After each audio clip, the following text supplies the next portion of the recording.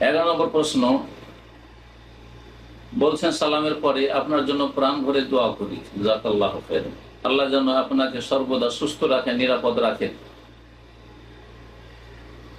আর পরকালে বলছেন, আর পরকালে বিনা হিসেবে জান্নাতুল ফিরদৌসের মেহমান বানান, আমিন। তারপরে প্রশ্ন করছেন, রাফুল আযান করা ও সম্মিলিত মোনাজাত না করার কারণে আমাদের মসজিদ থেকে বের করে দিয়েছে।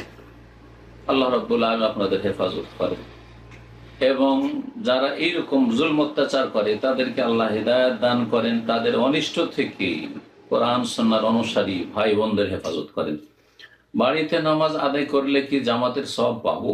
যদি মসজিদে আপনাদের যেতে না দেওয়া হয়, মসজিদ থেকে তাড়িয়ে দেওয়া হয়, আর কোনো রাস্তা না পান যে মসজিদে গিয়ে তাদের পিছনে সালাত আদায় করবেন, যদিও তারা বিভিন্ন বেদাতে জড়িয়ে রয়েছে, বড় শিরকে যেন জড়িয়ে না থাকে।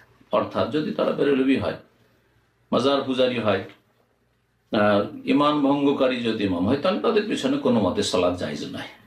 কিন্তু যদি বিভিন্ন বেদাতে জড়িয়ে আছে, তাদের পিছনে সালাত জায়েজ, চেষ্টা করবে তাদের মসজিদে যাওয়ার। কিন্তু যদি তাদের মসজিদ থেকে বের করে দেয়, মসজিদে আপনাকে সালাত পড়তে বারণ করে, তাহলে আপনি আপাতত বাড়িতে সালাত আদায় করতে পারবেন ইনশাআল্লাহ। আর যেহেতু বাধাপ্রাপ্ত, সুতরাং বাধাগ্রস্ত, সুতরাং জামাতের সওয়াবও পাবেন ইনশাআল্লাহ। তবে স্থায়ীভাবে এইভাবে সারা জীবন আপনি বাড়িতে সালাত আদায় করবেন, এটা উচিত হবে না। আপনাকে সেসব এলাকা থেকে হিজরত করতে হবে, সেসব এলাকা থেকে হিজরত করবেন। বিদাতি এলাকায় বসবাস করা আসলে ভালো কাজ নয়।